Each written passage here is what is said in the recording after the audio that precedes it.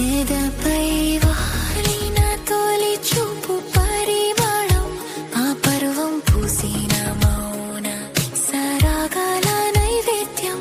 కలలా వచ్చి కథగా మారి నిజమై నిలిచావే. నా ప్రతి అణువులోన నీ జ్ఞాపకాలే శృతి కలిపే.